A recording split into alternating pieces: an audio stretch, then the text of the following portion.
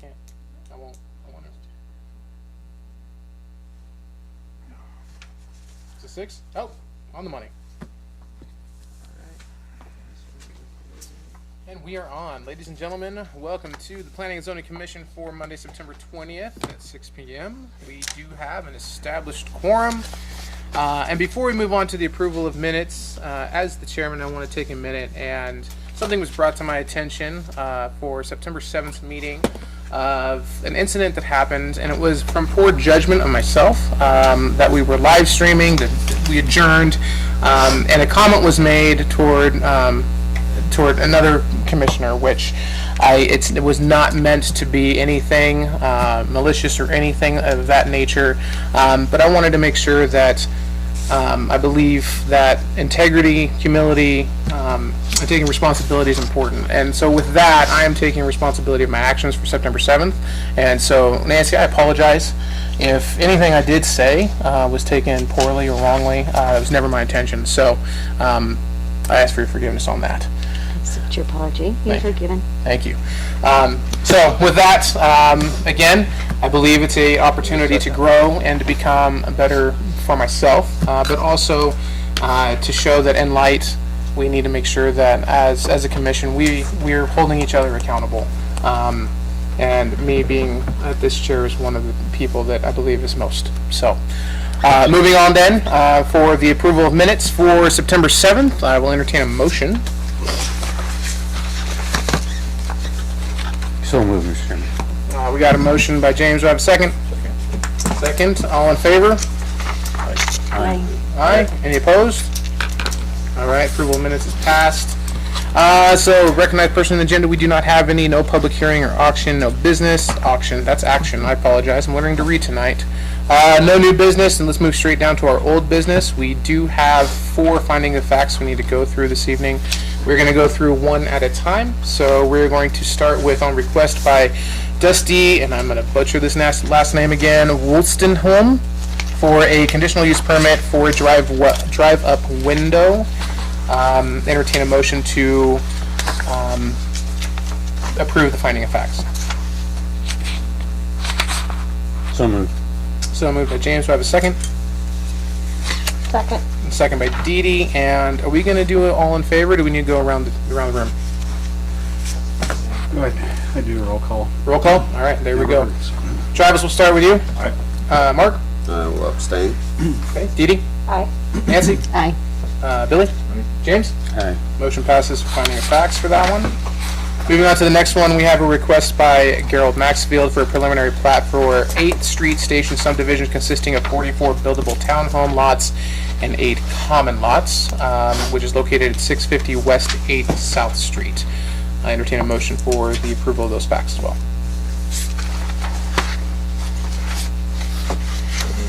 So moved by Billy. Do I have a second?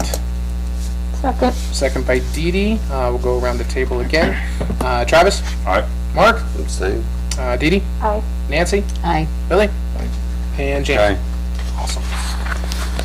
Third one down, we have a request by Carrie Stockwell for a conditional use permit to operate an event center to be located at 170 North Main Street. I entertain a motion for the approval of those facts.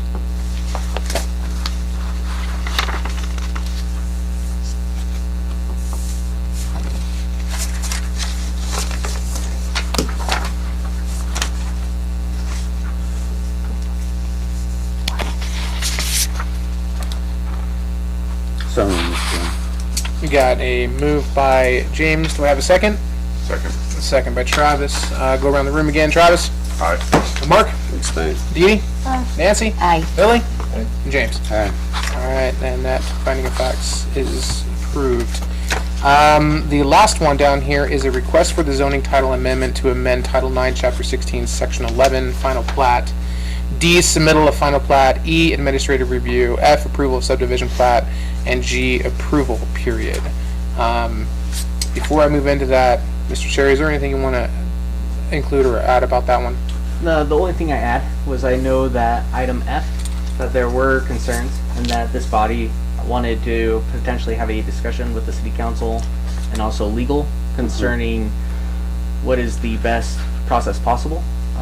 I have put that within the findings of fact. so that when it goes to them, they will see that this body has asked for that meeting, and then it's in their hands to decide whether they want to meet with you, whether they want to decide whatever, but your interest has been made known via the findings of fact. Perfect.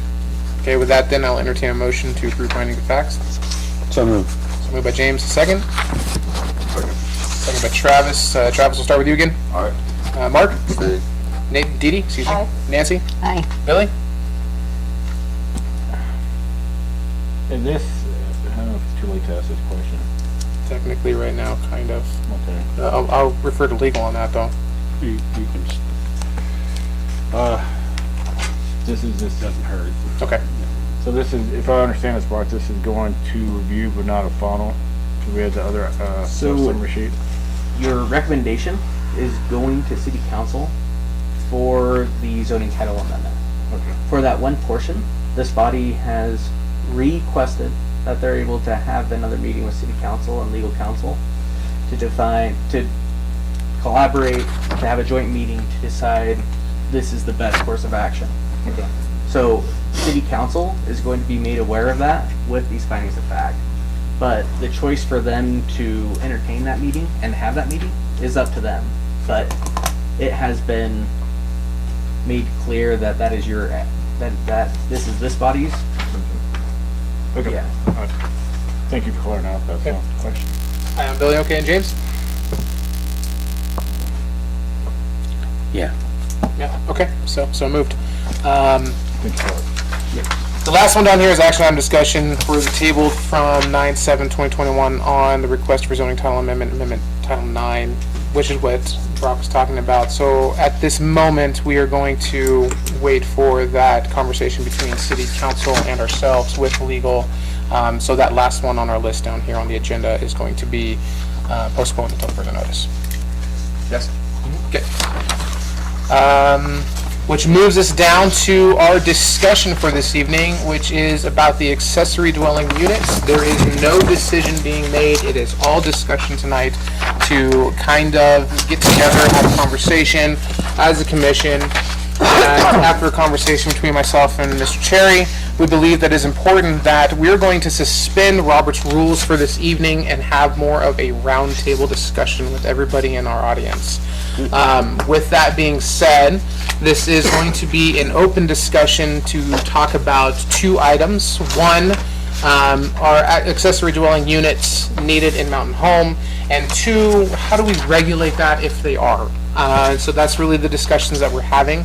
Everybody who is here, we ask that you do sign in, which I believe everybody has. Brock, yes or no? I believe most people. The reason we're having you just sign in is just so that you're here, you would have that part of the conversation, and again, it's all discussion, that's all it is. We want to hear from you, we want to get your opinions and ideas and thoughts. We will be taking a lot of notes. And so I ask of two things. I ask that we respect everybody's opinions and ideas tonight, whether you agree with them or not. And I also ask that we respect people's time.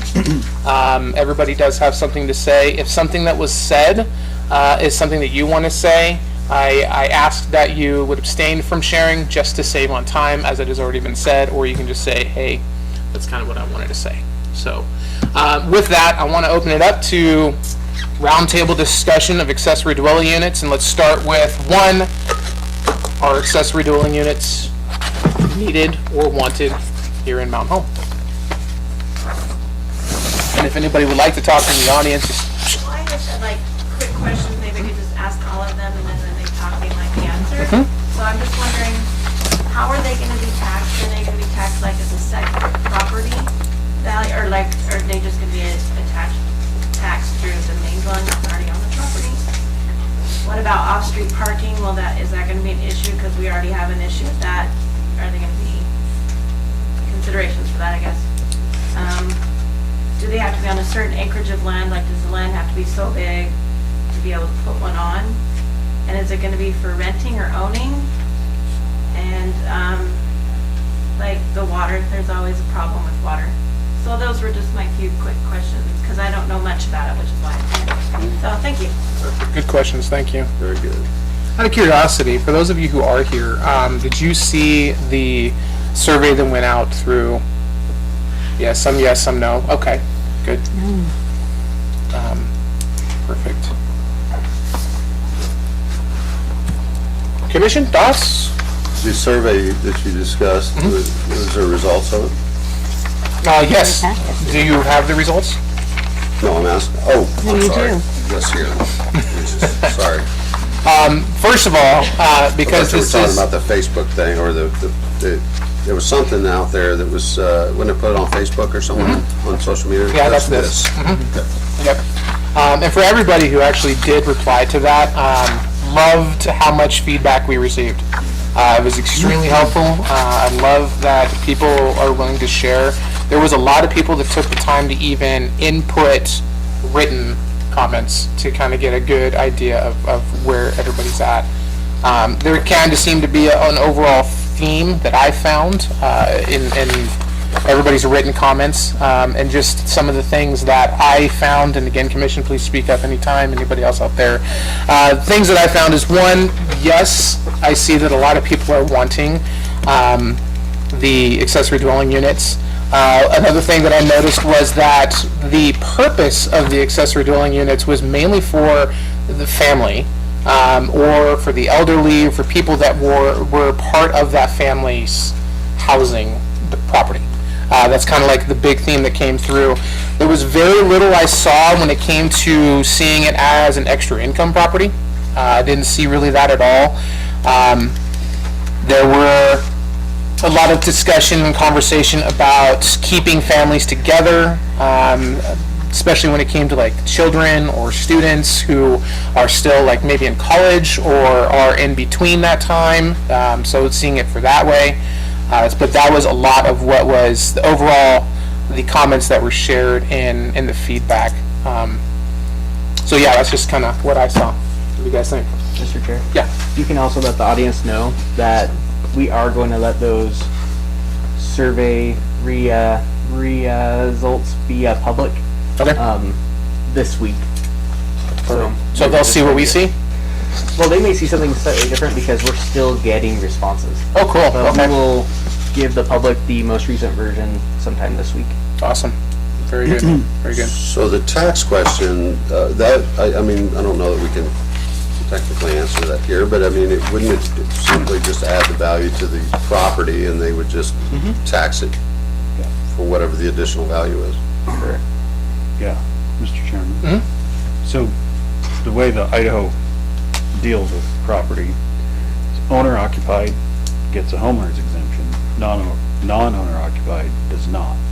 So if it's treated as a separate dwelling and treated as a separate connection, water connection, so it has to pay a separate water connection fee, then it would not be somebody's principal or primary residence as the homeowner, because it would still be on the same parcel. So it would be taxed at a full rate, wouldn't be subject to the homeowner, but it would be subject to property tax. That's a good point.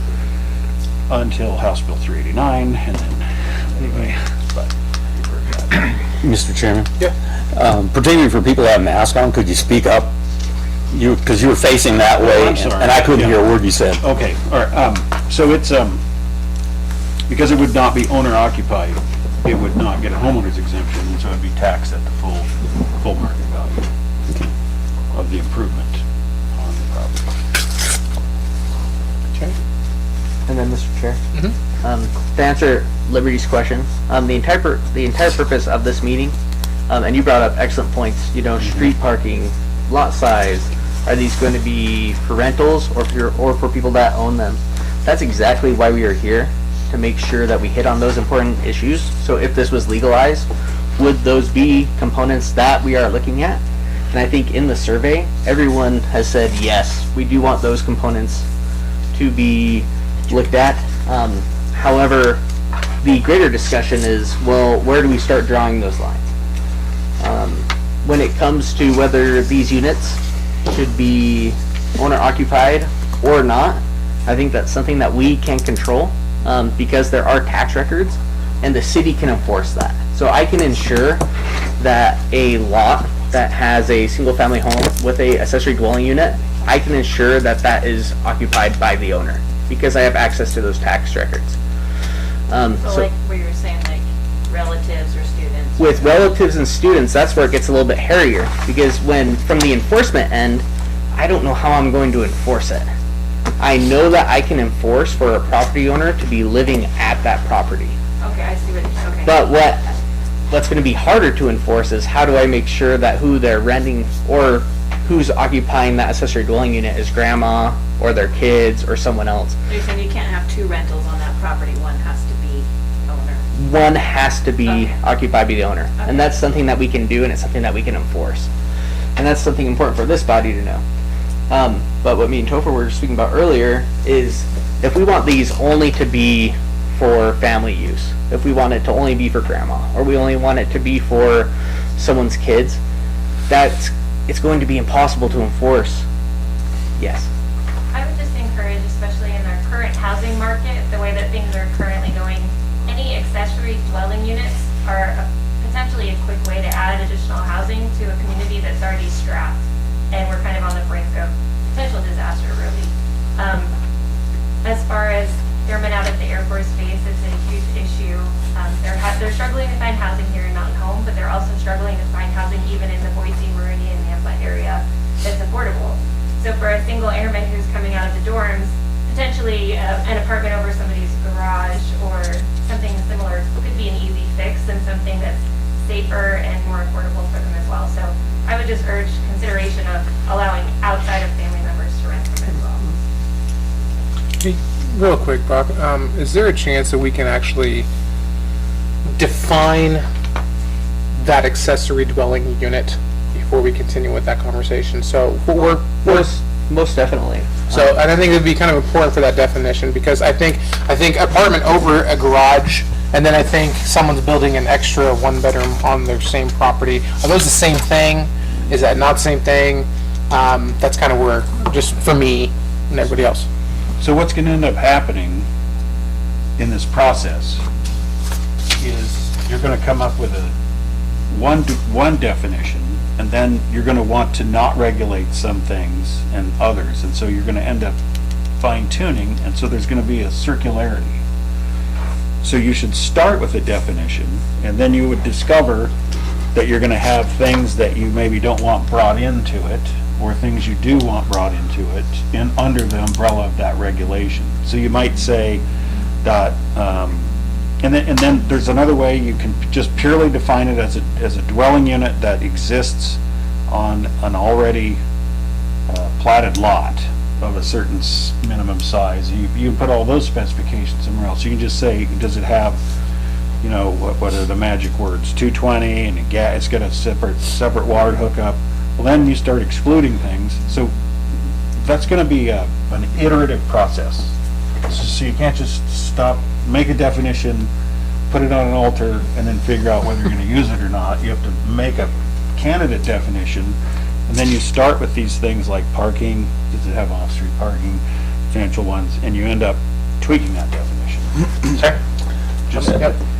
And Mr. Chairman, what I got from looking over the survey and from the one that was out on Facebook is that I think what we really need in our discussion this evening is, number one, is it something that, it sounds like from what I read, it's something that a majority of people want. There was a lot of question on whether or not they should be rental units or not. And then the other question that I had, and we discussed in a previous meeting on these units, was whether or not they should have additional hookups, you know, and one of the ways I think that could be regulated would be whether or not there is a bathroom, and if that bathroom is connected to the sewer, because you're gonna have to have water and sewer for that. So that's one way that can be checked on. The lot size, I think, was one of the other issues that a lot of people had interest in. I personally, I think they're a good idea if the lot's big enough and people follow the regulations. But I have a concern that you mentioned, that there are some things that we would not be able to enforce, even if you could regulate them. I don't like regulations just for regulation purposes. We're not going to enforce it, don't put it out there. We have some of that in some areas of town now, and it becomes a nightmare. So I would like to see us do it right, the best we can from the outgo.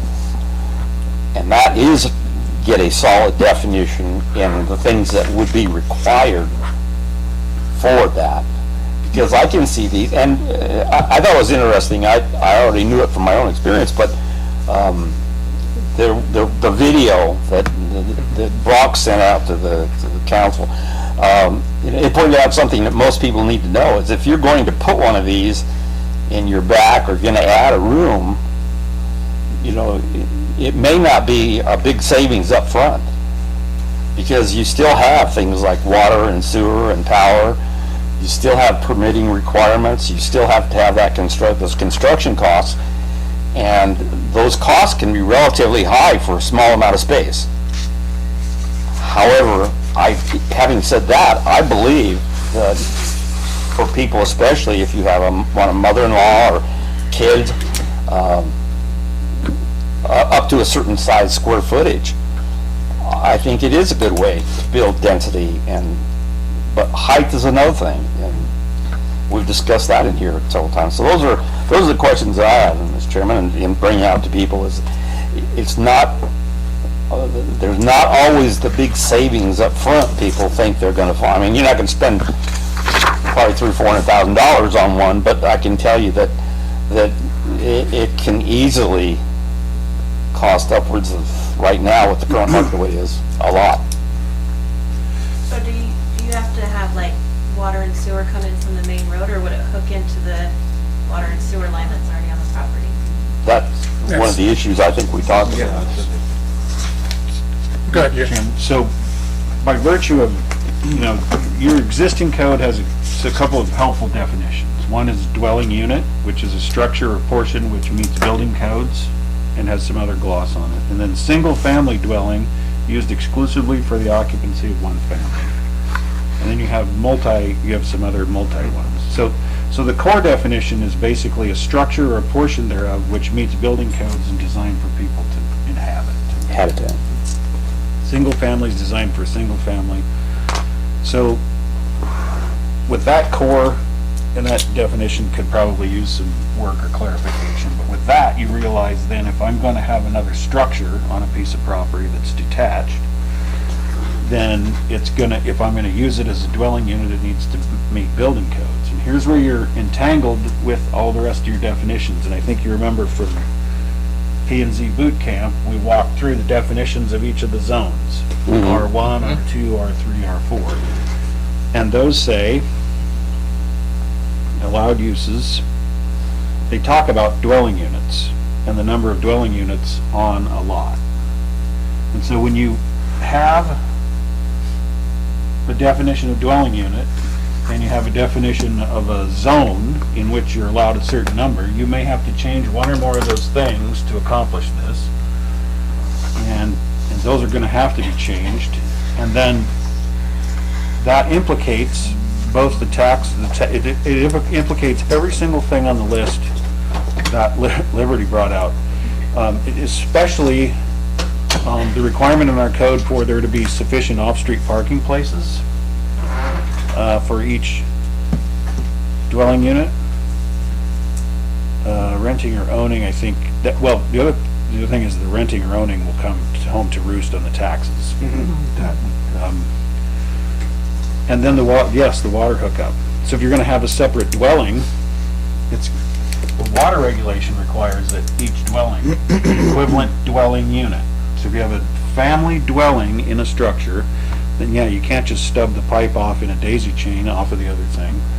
And it's going to be important to capture that in an application for it so that you preserve the city's water system in the payment of a water development fee for adding another equivalent dwelling unit.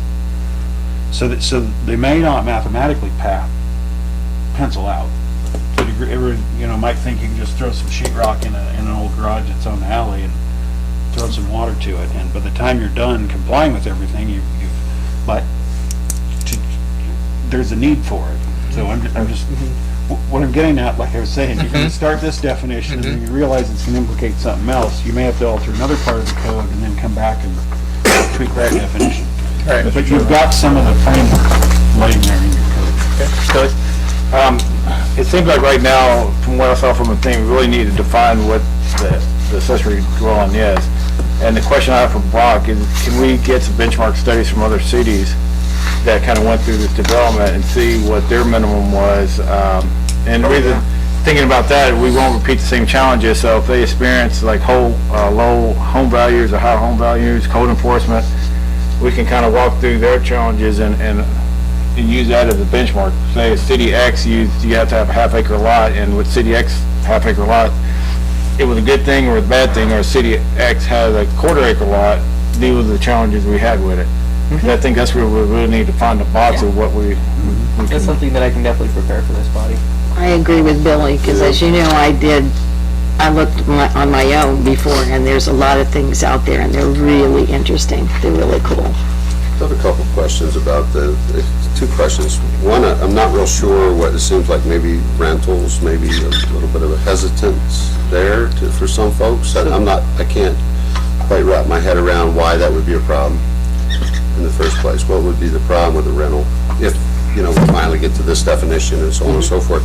But does an accessory, the second question, does an accessory dwelling unit cease to become an accessory dwelling unit if, let's say, grandma pays for the bill and owns it on the same parcel, So as that, far as the homeowner's exemption goes?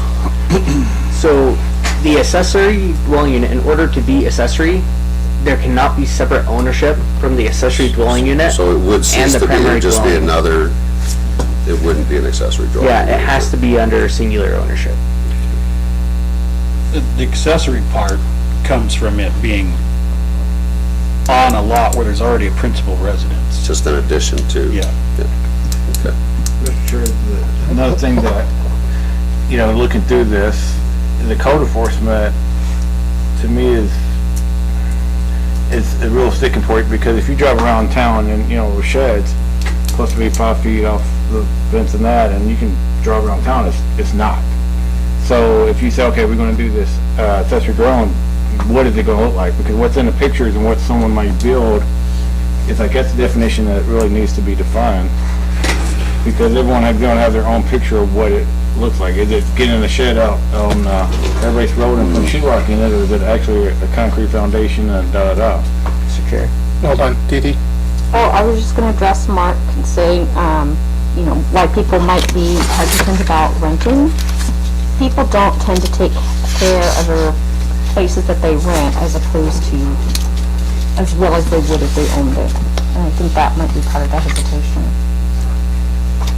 I was getting kind of the sense that it was more of a concern that we didn't have a bunch of rentals versus the owner being concerned about their accessory dwelling unit being not taken care of. Well, it just seemed like it was more of a, being looked at as a family, student, child, grandma kind of thing, and how will we prevent any becoming rentals, and I just couldn't see the problem with that. I get that, renters don't really take great care of things sometimes, but that was my point. Yeah. Rob? And I think to answer that concern, that maybe the public may have, if we do accessory dwelling units and we allow people to rent them out to just not their family members, is there going to be some sort of detriment where we have people that don't take care of things? Well, that's the beauty of ensuring that the property has the homeowner there, is you have someone who lives there who has that built interest within that property. So I would think that hopefully if we were to if we were to legalize this, that we would mandate, yes, this has to be the primary residence of the property owner, and having that presence there would hopefully take away some of the detrimental effects. And also, when it comes to code, Billy, would we grandfather those that aren't necessarily in code that are already existing structures? And how does it shape the culture of the subdivision? Because, if you have a really nice house, but then someone puts something in there that really doesn't meet the, what's that word, the facade. Aesthetics. Aesthetics, thank you, of the home. And, another thing that appeared to me, the question was asked, if accessory building was required special permit, would you prefer it was done administrated by city staff or a public hearing through the Planning and Zoning Commission? And the majority said no, but the thing that I would caution the majority of the public saying that, if you have, say I moved, you put one by your house, you have no notice. So with a public hearing, you would at least go through the legal chains, making sure that there's notice within your neighbors, it's up to code, it meets the CCNR, their home, rules of that subdivision. It's not adding more bureaucracy to it, but I think it's adding a layer to make sure that the home values are protected for the existing homeowners. Nancy? I think that's probably up to the building, to the city offices to do. I can't see it, us, I mean, again, we would be here every day. I mean, think about the different, if I'm understanding what you're saying, Bill, like every single one that is gonna be built or someone who wants to have built has to come before the planning and zoning, is that what you're saying? I think there has to be some kind of formality because, you know, if I use the accessory dwelling unit and use the analogy of sheds, you drive around town, the sheds, when I got a shed, I had to get a special permit and it has to be 5 foot off the fence. You drive around any town in the city, there's like within inches. So there has to be a good balance where we meet the intention that CCNR to that, but make sure that it's being done, because what enforcement happens if, like with the shed as an example, what the enforcement for? Because if I have to go, citizen A has to get a permit, pay $50, be within 5 and da-da-da, but someone else doesn't have to do it, we're that fair and equal across the board. Mr. Chairman. So, one way to address that, so a lot of the things you see that are built right on the alley were done way before the current setbacks were built. In fact, a lot of those were built, the first house I moved in, right behind Carl Miller Park, has a classic off the house, right on the alley garage. It's 0 feet off the alley. Those are very common in the early 1900s, and those are not, those would be ones you could exclude as being candidates for accessory dwelling units. You can also ensure that there are sufficient setbacks both for fire and privacy protection and for neighbor protections. But you could also do this in layers, like some sort of an overlay. And so you figure out a part of the city where you want as high a density as you can possibly pack into every square foot, and then you don't treat other portions of the city the same way. So some of those accessory dwelling units could be packed in like sardines in this end of town, versus the farther out, you might restrict them more and require larger setbacks for those dwellings to be eligible. I don't know, I'm just, so to get to your concern about substandard or non-compliant or non-conforming structures, you could eliminate their eligibility off the get-go. If there's a risk. Now, sometimes, is that a practical risk? I don't know, maybe you don't want a dwelling, there's a duplex or something, I don't know what it is, on the alley between here and my house, that's like, you could run into it with a car, and you think of people living in it, I don't know. So, but it's been there before these zoning codes were adopted. So you write those things in, both to your definition and then to the performance standards. And then, I guess, back to the other question you had, is it your intent, or are we just asking the folks, because I think they might have some, about whether or not, they all should be subject to a conditional use permit, or whether they should just be permitted as a right in a certain way. And I guess my question with that is, so say, you know, analogy, I'm building a shed, just say that, 'cause that's what we can say right now.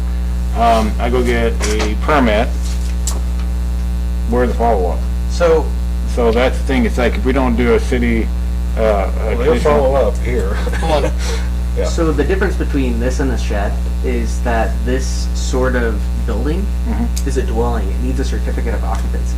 So it's going to have actually I shouldn't even say very same. It's going to have the exact same inspection standards that a single family home does. So if we say that, if I go out there and it's too close to the property line, tear out the foundation and start over.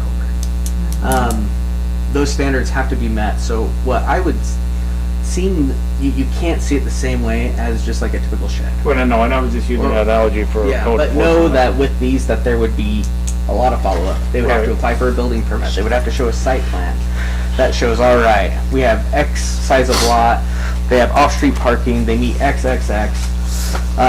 This is what it's going to look like. All right, check. Right, right. And the only reason I was drawing on that, because a lot of the written verbal comment, or written in comments was, the theme of, yes, we want it, but we want it done right, and Yes. we want it done with inspection, and I was just using shed as an analogy, because you can, you know, yeah, it's just trying to use something apples to apples, which I know it's not. But, you know, like I said, you don't want to do every one, but how do we do it right, and there's a balance. Well, it comes to what Brock was just saying. If you look, let's say you buy a lot, it's a blank lot, you want to put a house on it. It would be the exact same things that have to qualify, they have to meet for that accessory building. So, to me, it's a moot point in that sense. Okay. Because it would have to come to all the codes and everything that have to be met. And maybe it's a question that you ask the general public. I think that you can have certain uses as an outright permitted right. Right. And as long as there are necessary safeguards, everything will be fine. Single-family homes are outright permitted.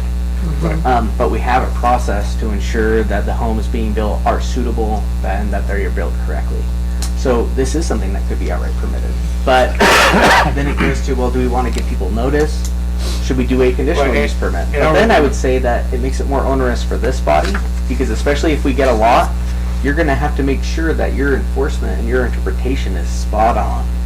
Because you're gonna have people being like, but you approved theirs, but why not mine? And the reason I bring that up, and just because the theme of what I read in here, this is not a typical family home. If I build a house by you, it's no big thing, but this is a different product that Mountain Home never seen before, so we don't want to, run to fall. We want to go slow to make sure it's done right. And again, I don't want to bring bureaucracy and more layers, but I want to make sure that if I build a house in subdivision X, then they build this, okay, does it meet everything within the aesthetics of that subdivision, or the CCNR and so forth?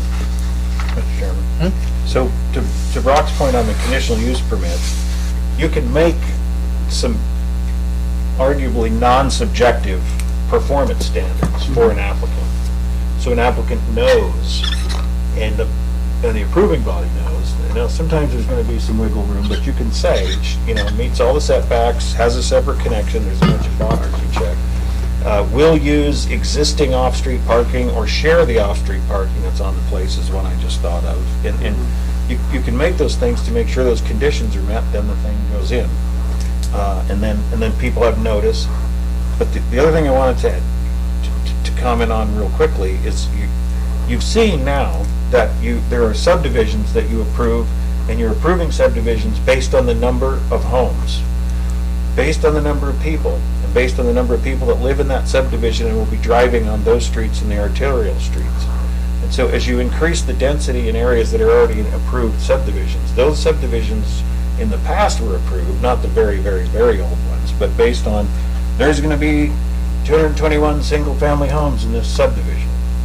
Well, now you're going to have 221, now you're going to have 442 single-family homes in that subdivision, potentially if everybody gets an accessory dwelling unit. And so those are things to keep in mind in terms of the conditions that you would place upon them before they're approved.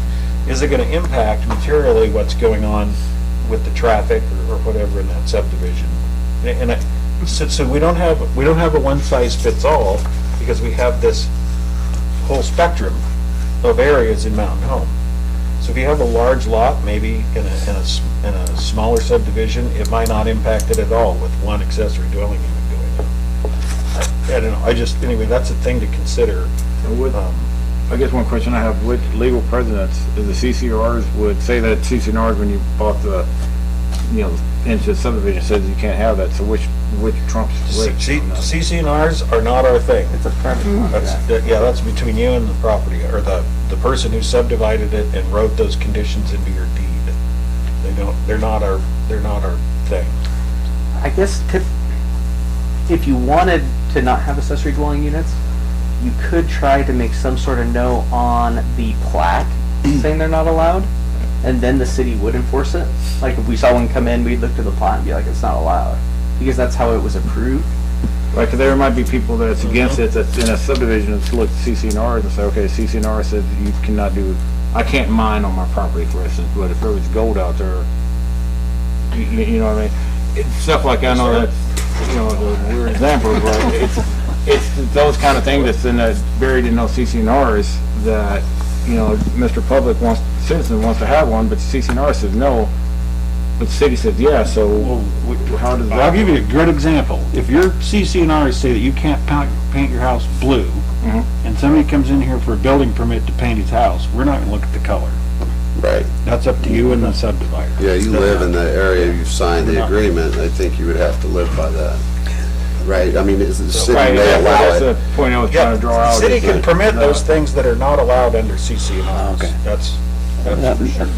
Go ahead, Dee Dee. No, I didn't. Mr. Chairman, that was my question. For example, in the subdivision I'm in, the CCNRs say you cannot convert a garage to a dwelling, part of the dwelling unit.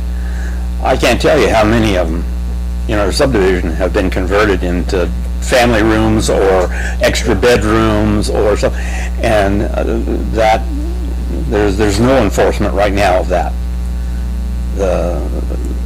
Even at one point where I complained about it, and I thought it was called a tattletale. But, so I'm saying, that's just, that just points out the complications that are out there.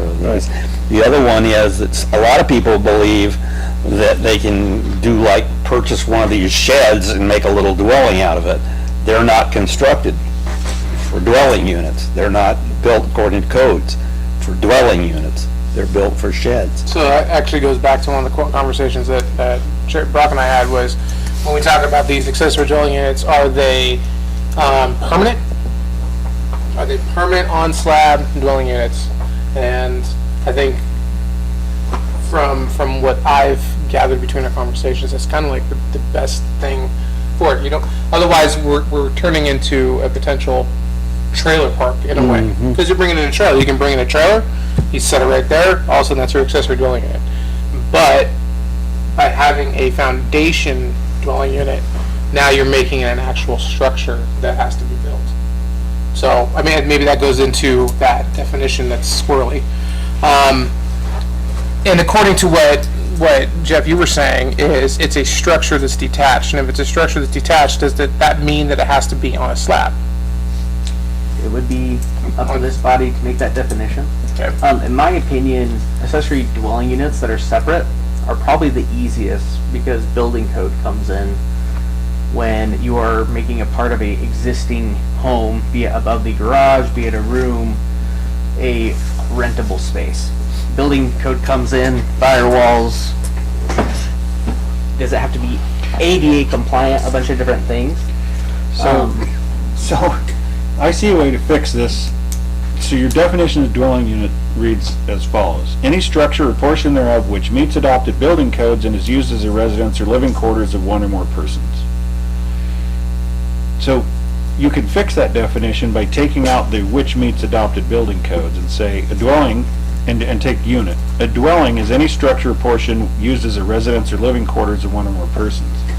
Then you could say, now if you're going to use a shed or whatever as a dwelling, you must meet building codes. So first of all, we have a thing that's a dwelling. So it can be a hut, you know, the lean-to over the dumpster behind Albertsons, whatever, a place where you're hanging out and you intend to live. Then you can say nobody lives in a dwelling unless it meets the building codes. Nobody lives in a dwelling unless it's either a single-family detached home in a R1 subdivision or an accessory dwelling unit as defined, further defined in the code, blah, blah, blah. So you don't build in, because that builds in an exclusion.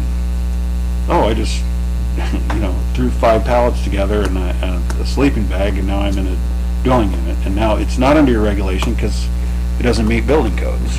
So I would fix that one right away, and then, anyway. I would maybe probably reach out to the public and ask some of their feelings about the discussion. Yeah.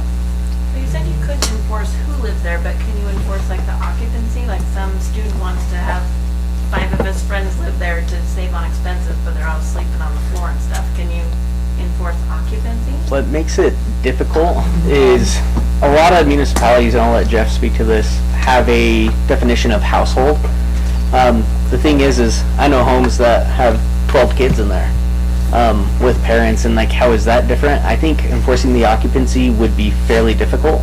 But what you could enforce because the reason you are concerned about the occupancy is not necessarily how many people are in there, but are they going to be making a lot of noise? Are they going to take up all of the parking? What we can enforce is saying everyone has to park off of the street that lives in that dwelling. Like, that's something that we're able to go to. But as far as the specific number of people that can reside in there, it would be, again, fairly difficult. What do you got, Jeff? I do have a definition of family. Where did it go? A person living alone or two or more persons living together as a single housekeeping unit in a dwelling unit, as distinguished from a group occupying a boarding house, hotel, or motel. So your certificate of occupancy is really what's going to start the thing. So you use the certificate that says the little building behind 300 South 10th East can be used as a dwelling for two people. Love the building inspector. That's stapled up there. And then the neighbors are like, well, I see 17 cars out there and there's 5 kids crammed in there. And so knock, knock, knock, code enforcement guy, open it up, and there's a row of sleeping bags. Well, this says you can have 2. Looks to me like you got 5. So then they send a ticket to the prosecutor who sees what he can do with it. That's the way I see that playing out. Another thing that we can do for accessory dwelling units is we can design the spaces to make that sort of choice of living uncomfortable. Such as with accessory dwelling units, we're going to have a max square footage. A lot of people in the survey say they want them to be based on the size of the homes. Again, me and Toba were speaking, well, what about the person who has the 6,000 square foot home who all of a sudden can build like a 1,500 square foot accessory dwelling unit? So maybe it's a combination of having a percentage, but also having a overall cap of 700 square feet or 650 square feet. We could also regulate how many rooms a accessory dwelling unit can have. Maybe they're only limited to studios. Maybe they're only limited to 1 bedrooms. Those are things that we can do to try to make sure that the type of living there is conducive to the environment we ultimately want to have. Because someone mentioned like stories, like how many stories do you have? And You know, someone builds one in their backyard and it's 2 stories, looking right into my backyard, pretty soon I don't want to go outside anymore because I got people staring at me, you know? So I didn't know if that was a regulation too. yeah, that's definitely a regulation that we could enforce. We could have all accessory dwelling units that are separate from the home be 1 story, or we could say you can't have a 2-story accessory dwelling unit if you don't have a 2-story house. Those are definitely things that can be regulated. What else? Any other? What Out else? here. Okay. I actually have one, Chairman. Yeah. And this might be off topic here. Is there a point to be able to regulate if they were going to run their business out of this dwelling unit? And I understand that we're going to regulate this, but there's a comment on here that said they would love to use it as their office for work. Is that do we see that as an issue, or is that something that So it's somewhat is in the separate. X factor? It's somewhat separate.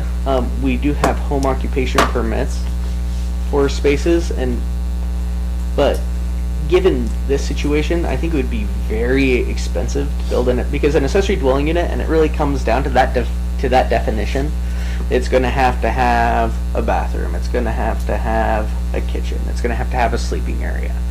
I don't think we have anything, I don't think have anything in our code saying if you want to build a she shed or a he shed out there, or like a man cave, that is something that you're able to do. But I would say that's kind of where these 2 things are separated. Okay. So I actually have experience in this. So I converted. I thought about that too. So I converted 1 bay of my shop into a dwelling. I had to split my property into 2 separate pieces of property, and then I had to pay for a new water and a new sewer hookup for that separate piece of property. And then converted into a dwelling, had a bathroom, stove, the whole 9 yards. Then we rented it out for a while, and then that didn't work out so well, so just turned it into an office, kind of a man-den sort of a deal. And so back to your idea of whether it can be a business, there are zones in the city where certain types of businesses are permitted in the zone with a conditional use permit. The law office being one of them.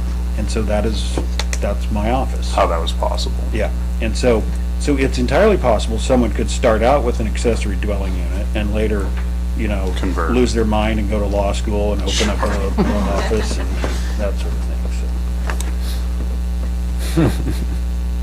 Mr. Chair, I'd probably ask, what are people's biggest concerns about accessory dwelling units? I think clearly you've seen the good that it can do. It provides a space for aging family members, for younger family members just trying to get off the ground. I think it can help with the Air Force Base and our housing shortage that we have by being able to provide housing spaces for people who desperately need it. But I am curious, and some of those concerns have been well spoken. I'm glad Liberty's here, asking questions and saying those, but I would just want to know what are the biggest concerns and seeing if we can find solutions to help mitigate those concerns. All right, I have another one. At one time, so much property had to have like 2/3 open space without a structure. Is that still on the books? Because what if somebody has that dwelling and then one day it rains and pretty soon there's no runoff space on their property and it all comes into my yard? So is that still on the books of how much space on a lot you had without a structure? Like Yeah. So per city code right now, every property has to retain its own stormwater. So, if people want to build off of the entire property, I think it's something that could be possible, but you'd have to have other drainage systems that make it so that you aren't affecting your neighbors with the stormwater coming from your property. But again, that's something that we can build into an accessory dwelling unit ordinance, that has to be taken into consideration. Yeah. I just have a comment. Yeah. Not really a question. And I actually addressed the council with this. I'm the grandma. My kids have almost a half acre in town. And I just want to build a 500, or they build a 500 square foot little home on there. And they have plenty of room. And there is very little senior housing here. I'm senior citizen.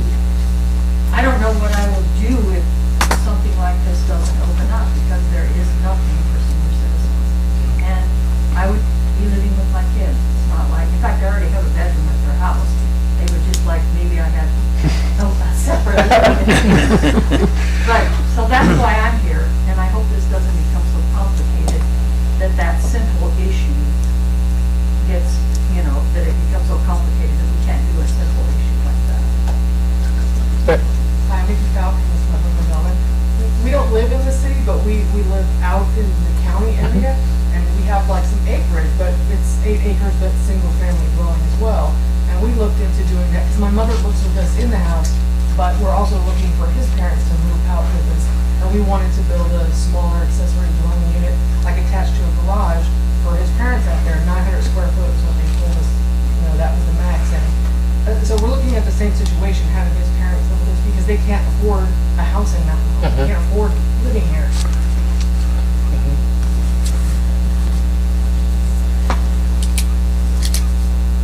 So I hear a lot of the good things of, again, I think that goes back to, in the survey, that's a lot of what people were saying, is that's what they wanted to use it for. Concerns were raised with, of course, the lot size, the size of the accessory dwelling unit that can be built, how big, how tall, right? I mean, you brought up stories. I know Brock and I talked about the matching of the current residence that's there. So, and parking was a big concern from the survey as well, of off-street parking, on-street parking. I mean, that's going to be big too. If you start packing in a bunch of people, you're going to start cramming in a bunch of cars on streets. So now that's going to be a concern as well. So I think parking needs to be placed in that concern, because that was definitely mentioned in the survey. So the lot space, I heard, parking from the survey, Size, so I would probably say square footage, like what's a max square footage? That would be a concern. What are the concerns? I'd maybe, in your guys' opinion, what should be a maximum square footage for a accessory dwelling unit? Or if you believe there should be a max square footage at all? There should be a maximum, and yeah, you don't want them to fill up the entire backyard. Yeah, Courtney? I would think just based on the square footage of the lot, I mean, it would have to make sense, right? Like, if it's a bigger lot, perhaps you can have a bigger max square footage. So maybe square footage is based on the zone? Well, it would have to be, I think it would It would be be on the based lot on in the the house. percentage of open property left on that property. Well, the reason I think of that is because in R1, R2, you're gonna have much bigger than in R3 and R4. You wanted to, I believe I heard we wanted to limit the number of occupants. Yes. And I think if we allow bigger units, then the limitation of occupants is gonna be more And difficult. then you run counter to the idea of keeping at least roughly the same amount of population and stress on the subdivision. So I'm getting at, if you get into the bigger subdivisions where like this woman pointed out, there's plenty of room, they can put one, it still might be better that it be smaller. I guess. So we go, okay, so, sorry, go ahead. No, I was just saying, in my mind, I think of little guest houses. You know, where you build a smaller one for whatever. And personally, I don't have any relatives or anything, but I'm getting close to the point where I might have to, I won't be able to take care of my farm. I mean, I'm on a farm now. If you restrict it to family, I'm out of luck. You know, if there was somebody that had one, I mean, Beth and I have talked about this a lot. You know, even friends, but if they had it as a rental, I could do that. I'm gonna jump in on that one. I don't think we should be saying how somebody uses their property. Honestly, whether it's a rental, whether it's her family, that's up to the owner of the property. That's me.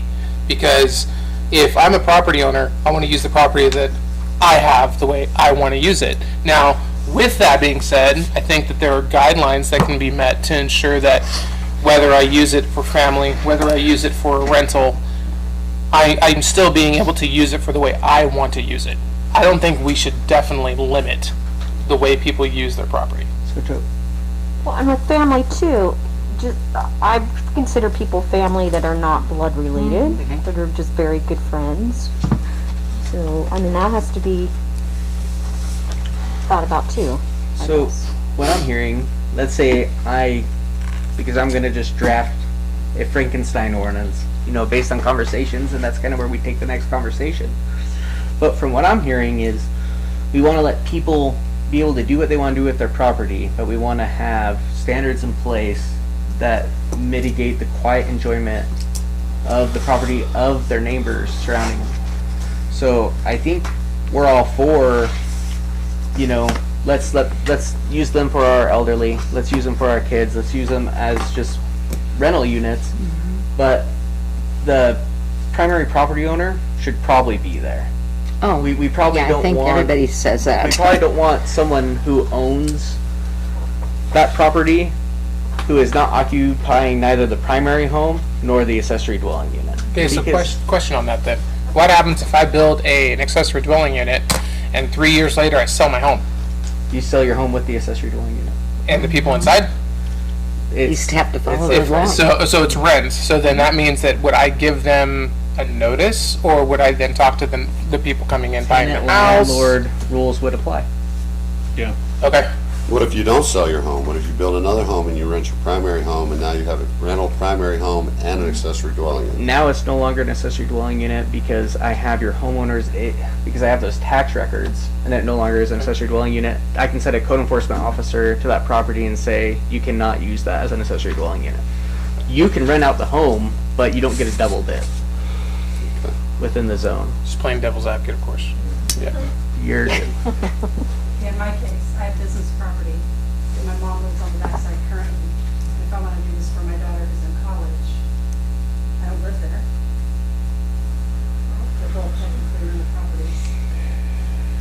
that owner occupied a good piece point. is Yeah. gonna take some tweaking. Yeah. But it's zone commercial and residential now. Yeah, yours is a little bit different. Mine's weird, sorry. I don't know.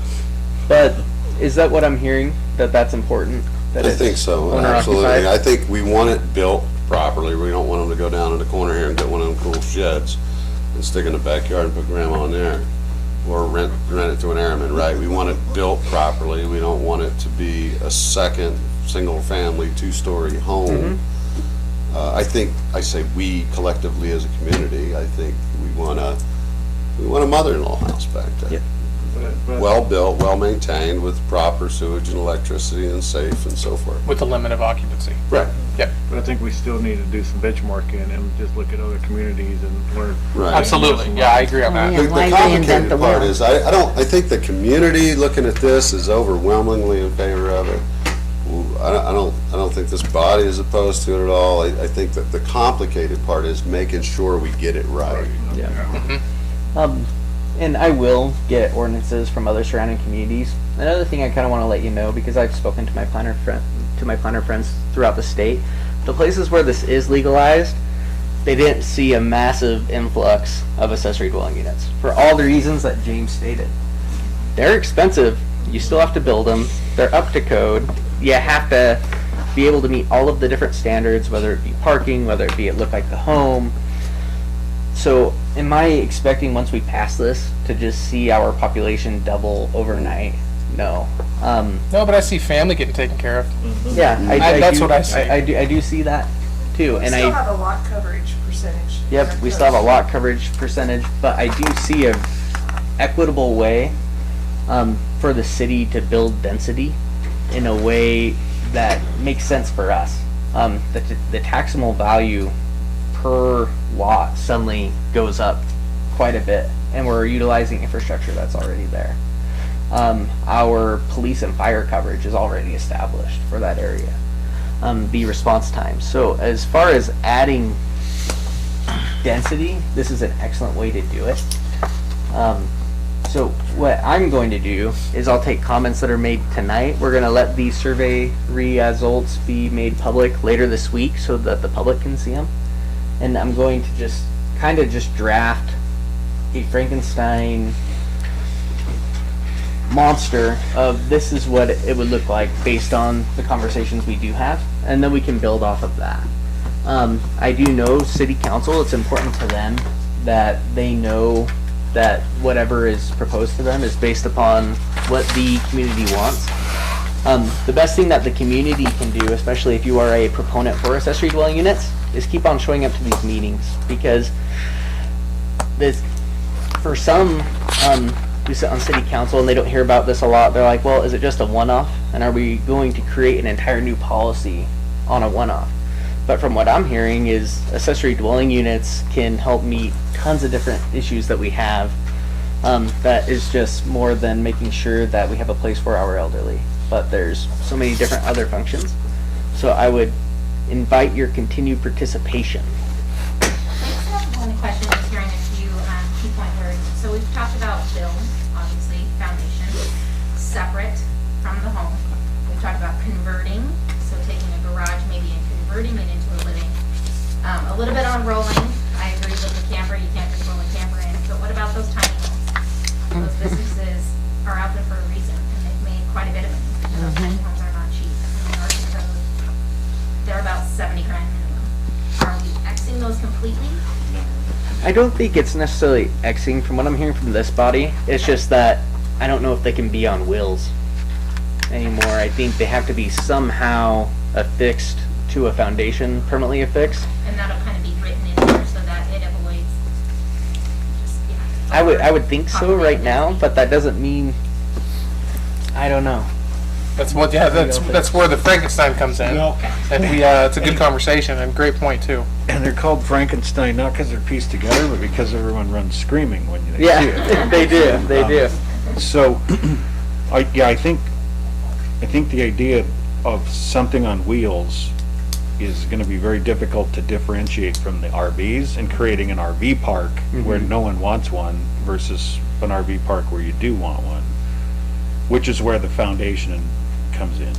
So they, Yep. yeah. Because that would be very clear, And I- foundation. So there's nothing to say though that they couldn't, like they do with modular homes, wheel it in, set it down on a foundation and hide the wheels, bury them underneath. Exclude, but at the No. same time, I wanted it, like, it's a final. Just as a point of interest, because I've looked at those too. I mean, I've been online looking at those different things. One community that I saw that had kind of solved it, it was like, wow, that's pretty cool, is that, but this was in not an accessory unit, this was in an area that was kind of set up for this, to keep that idea of people just picking up and moving whenever they wanted to and all this kind of stuff, like a travel trailer or whatever, is that they required porches all the way around. I mean, you had to build a porch, it had to be connected to the unit and all this. That keeps people from saying, oh, let's go to San Diego next weekend, you know, and taking off with their tiny home. So there are different ways to, you know, all the things have come up, and that's the beauty of it. We can find all these exceptions instead of reinventing the wheel. I just want to get your all's opinion on it. We talk about limited number of occupancy and max square footage. Just, what do you think? 1 bedroom, 2 bedroom, single, studio? Like, what do you find to be the best in an accessory dwelling unit, just for size wise? It's 1 bedroom, it's accessory dwelling, it's not huge. If I had to choose 1 bedroom, 1 bath. Yeah. Okay. And then you have like, you know, your little kitchen and living room area. Yeah. Okay. A couple 2 bedrooms in the back. Because, you know, we're looking at our parents too, with, you know, a bedroom and an off, you know, little space, they get away from each other, a little bit living together, kind of thing, you know, 1 bedroom's tough sometimes for people. And you can still do that. That's what the beauty is. I mean, it's so much fun to look to see what's available. You can still make it a small square footage, but have different places to have those kinds of things. So, Brock, I heard 1 to 2 bedroom. Yep, it's on there. Okay. And I guess the other thing I would just make sure that this group understands, and we had a person from the public say it. For some, the accessory dwelling unit need is imminent. They're hoping that something comes to fruition sooner rather than later. And I think the very best thing we can do is not lose momentum. And we keep moving, we keep drafting, we keep speaking, so that we can have a proposed idea to city council sooner rather than later. Agreed. Because we are in a housing crisis. Courtney is completely right. The average home price in the city of Mountain Home is over $300,000. And when your median income is only $50,000 per household, it doesn't add up. And I think one of our biggest concerns is the typical Mountain Home resident or Elmore County resident going to be pushed out? And that's something we don't want. Yeah. So, and I think the city council is ready to make decisions on how to retain our citizens and to keep Mountain Home home. They're just waiting for the best information possible prior to making that decision. Perfect. I want to thank everybody in here for your comments, suggestions, ideas, thoughts, and please keep coming back to these meetings as we have these discussions, because I believe it's only through this that we're able to fine-tune what we need for what's needed in our community. So with that, I think that we'll, for now, wait on you to kind of construct something for next meeting. We'll talk about it, discuss it some more. And so I think we'll stop discussion there, and bring it up again the next time we have that Frankenstein model. And so let's just get through this agenda. Department head items. We have a monthly building permit report and a monthly code enforcement. Any questions on those? No. Okay. No items requested by commission. Ladies and gentlemen, we are adjourned at 7:08. Thank you again very much. Our next meeting, is it scheduled, next meeting? Next meeting? Is regular meeting time on the 20, or the... Yeah, when is the next Whenever- meeting? Should be in 2 weeks, right? October 4th.